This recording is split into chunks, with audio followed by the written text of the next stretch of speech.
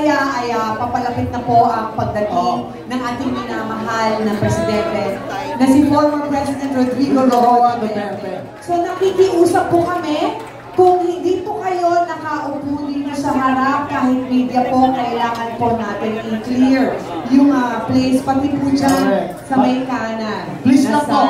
At saka si Moy Malaboy, nandiyan dyan din, kumpare natin. Gusto ko rin i-acknowledge, I'd like to acknowledge the presence of a very good friend, former Speaker, Congressman Pantaleon Alvarez. Hello, Congressman Bebo, at mabuhay po kayo. And thank you so much sa suporta niyo po sa PDP laban at higit sa lahat sa ating mga Duterte. Correct. Ay, syempre, gusto ko rin balikan, si Senator Bato. Senator Bato, dire-diretso na natin to. Dumarami na naman ang mga kriminal, Senator! Ang dami na naman sa dano. Diba? Suportahan natin yan. Yes. Let us all welcome, ladies and gentlemen, whom our party chairman says, walang talo, matalino, mabait, honest.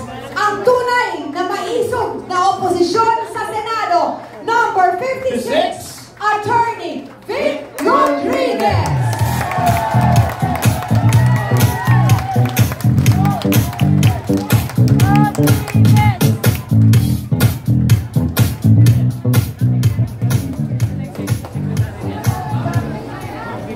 Maraming salamat at magandang hapon po sa ating lahat, sa ating ginagalang, rinirespeto at hinahangaan kay Pangulong Rodrigo Roa Duterte, sa inyo pong lahat dito sa loob at labas ng bulwagang ito, sa lahat ng Pilipino na nakasubaybay, marami pong nagla-live ngayong araw, yung ating mga kasama sa opisina, sa bahay, sa sasakyan, sa trabaho, sa eskwela.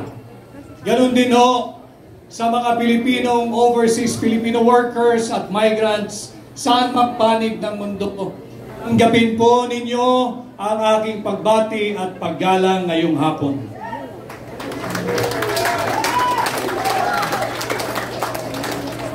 Ako po ay nagpapasalamat at ako'y gabilang sa inyong programa ngayong hapon. Salamat kay Pangulong Duterte at ako'y isinama dito sa tinatawag nating Duterte Senatorial Candidates. Tumugon po ako sa hamon na pamunuan ang tunay at maisog na oposisyon upang labanan at ilunsad ang gera laban sa korupsyon. Ang war on corruption na aking pinamumunuan is not just a campaign slogan. Nalalaman ko kung paano labanan ang korupsyon. Linabanan ko na sila minsan nung ako ay nasa Malacanang. At pinagpapatuloy natin ngayon. Nag-file po tayo ng kaso kamakailan.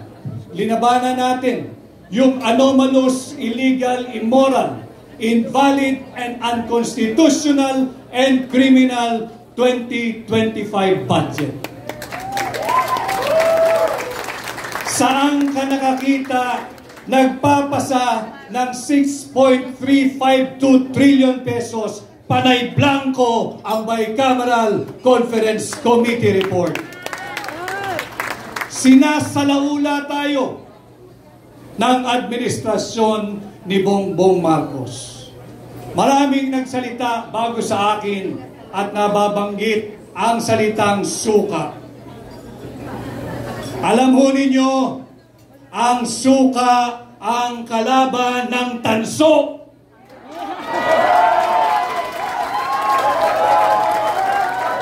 Ang suka ang kalaban ng pekeng ginto.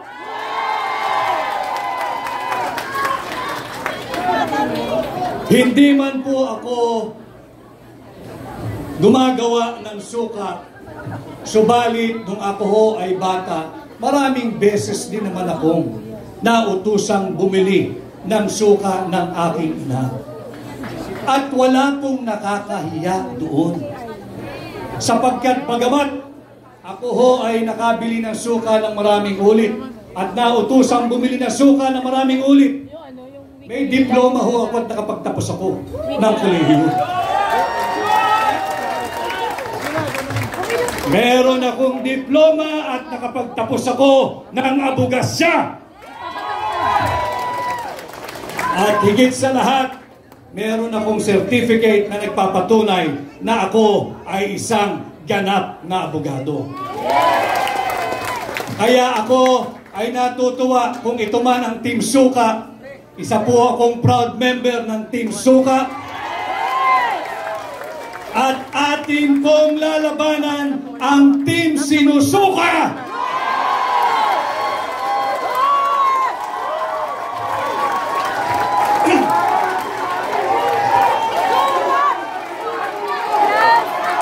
Labanan natin ang mga mambubudol!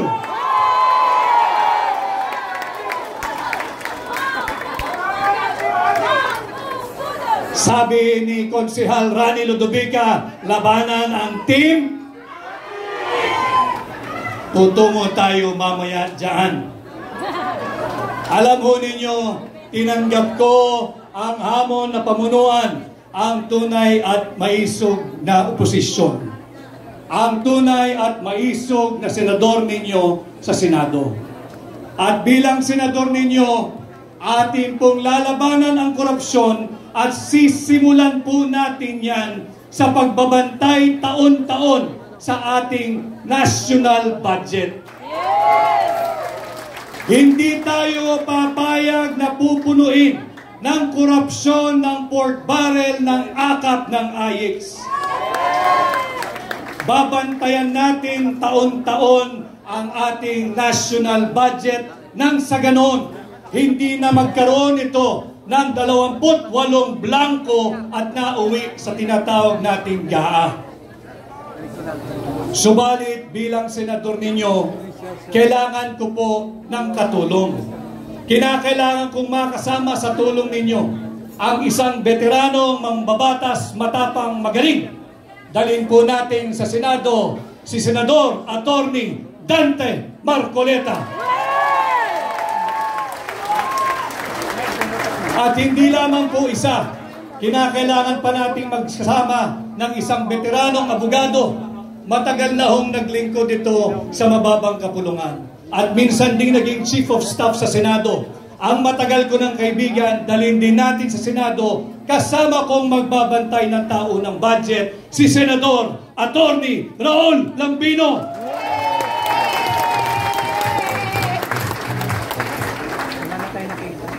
At bukod po sa pagbabantay ng ating tao ng budget, makailang beses ko na rin pong napaliwanag at nailahad sa inyo. Bilang senador, aking pong aamyendahan ang tinatawag nating plunder law o yung batas laban sa pandarambong. Sapagkat hindi po makatarungan na habang tayo'y nagsasagawa ng proclamation rally ng Duterte senatorial candidates ngayong maghapon, habang tayo'y ninanakawan, hindi tayo makapagsampa ng kasong plunder sapagkat hindi pa umaabot sa 50 million pesos ang ninanakaw ng mga tulisan dyan sa Kongreso. Bilang senador ninyo, aamyendahan ko ho ang plunder law o yung batas laban sa pandarambong. Yung threshold na 50 million, ibababa po natin ito sa 1 million pesos.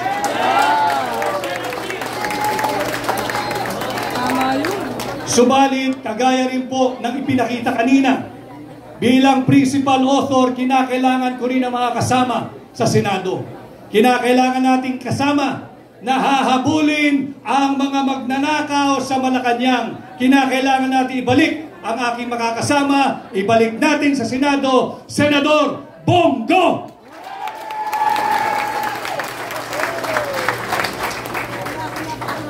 At kaparehas din po ng kanyang advokasya, ipinakita niya kanina doon sa video message niya yung tinatawag niyang Exhibit A, yung KOJC. Nakikita natin kung anong inam pag walang korupsyon, kung lahat ng pera ay ginagamit at napapatupad ng tama. Sa Senado, kinakailangan ko rin ang kasama upang amendahan ang plunder law at kinakailangan nating dalhin sa Senado si Senador Pastor Apollo Kibuloy.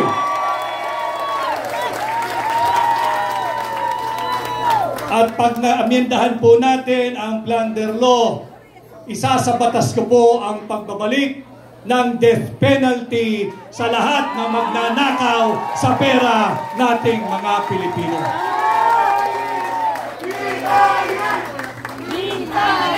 At hindi pa ho nabubuo dyan ang Duterte senatorial candidates. Pag nagawa na po natin yan, meron na tayong pagbabantay sa budget, meron na tayong pagbabantay at pag-aminda sa plunder law, ang pagbabalik ng death penalty, lalabanan din natin ang muling paglaganap ng iligal na droga. Ipapanukala ko ang pag-aminda dito sa batas na nagtatag sa Philippine Drug Enforcement Agency. Higit nating palalakasin ang PIDEA.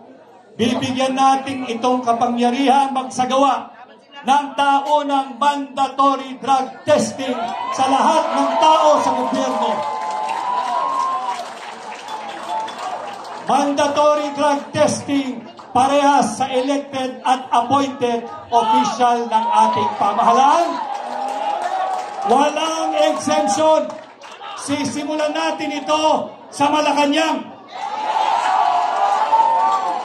At para magawa natin yan, kinakailangan ko ang isang matapang na namuno na dati ng laban kontra sa illegal na droga. Ibalik natin sa Senado si Senador Bato de la Rosa.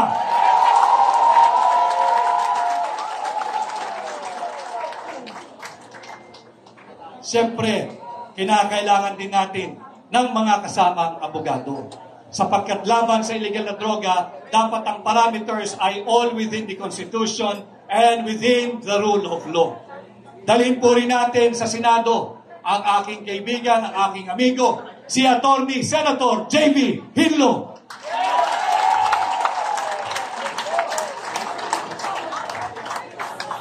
Nabanggit din ho kanina na ito'y mabait, subalit matapang din sa totoong buhay. Dalhin din po natin sa Senado, lalaban sa illegal na droga, si Senador Philip Salvador.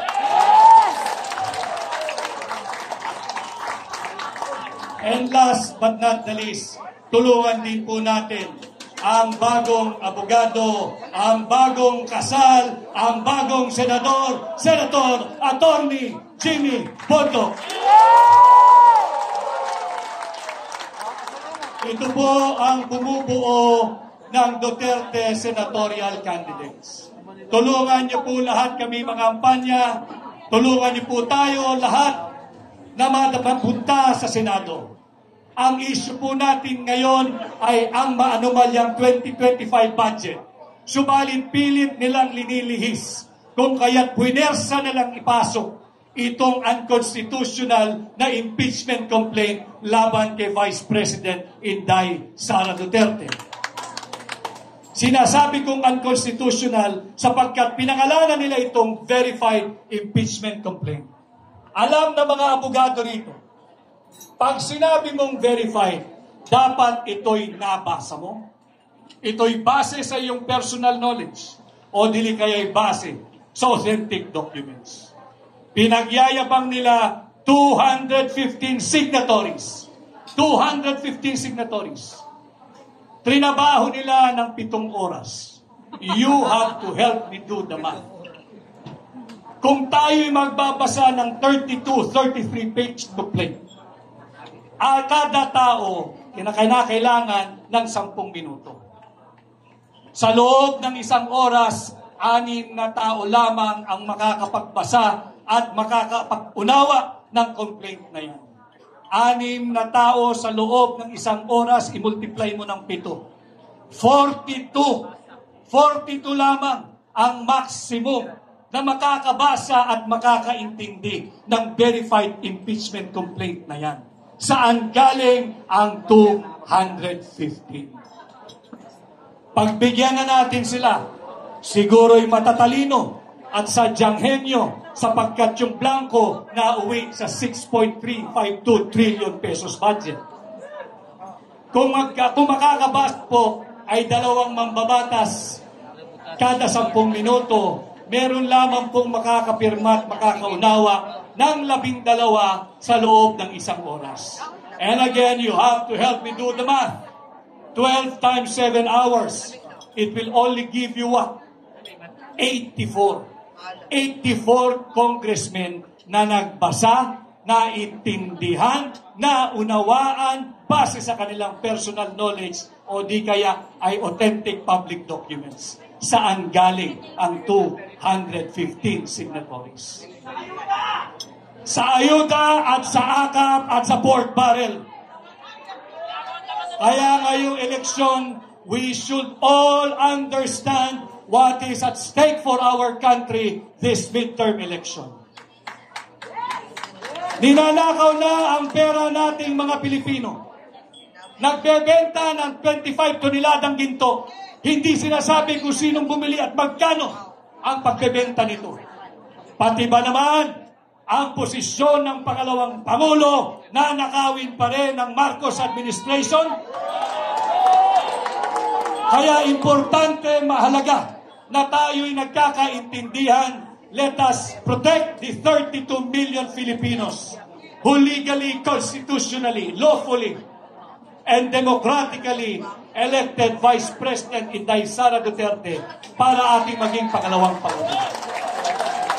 Huwag nating hayaang nakawin ng iilang elitistang mangbabatas ang pangalawang Pangulo mula kay Inday Sara Duterte.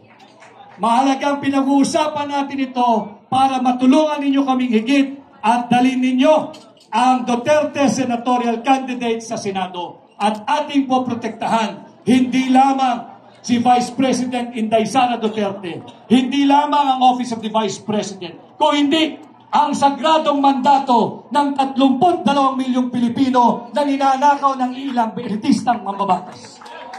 Pamilya, sa inyong kamag-anak, kaskwela, kapitbahay, kaibigan, at sa lahat ng kakilalang Pilipino saan mang panig ng mundo.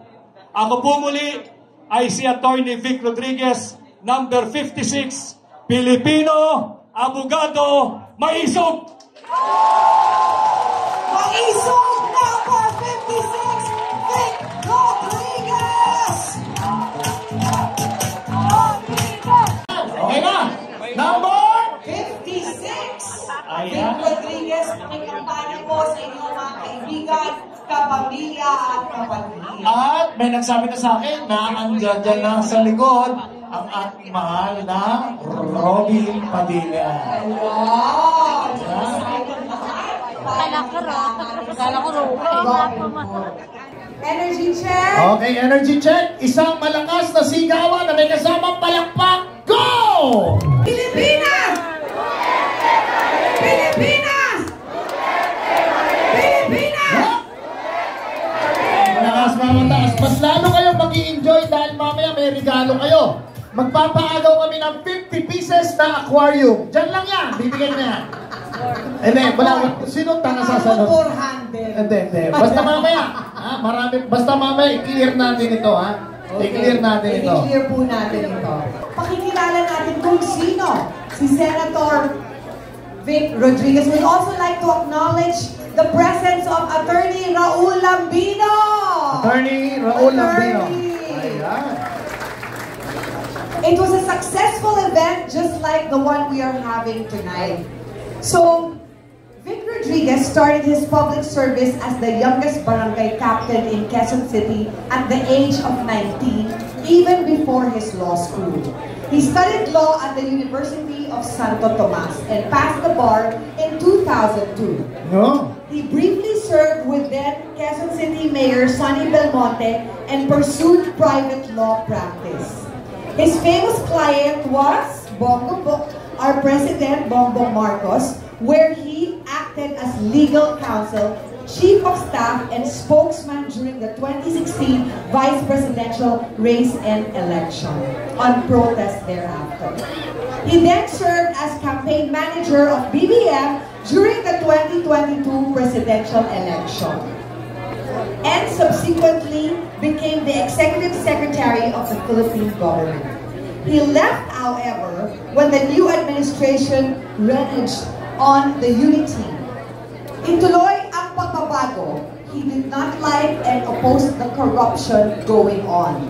He was vilified for unfounded allegations, which he corrected in his book, The Kingmaker, and the subsequent appearances before media and public. The most popular of which was Karen Darla's Tapatan on ABS-CBN, garnering almost 2 million views. He was an original co-founder of the Hakbang ng Maisog, which stood behind Vice President Sara Duterte and former President Rodrigo Roa Duterte as the genuine opposition to the abuses and malgovernance of the BBM administration. His advocacy revolves around the same cause of Maisog, which are transparency, accountability, peace, and security. The rest, as they say, is now history.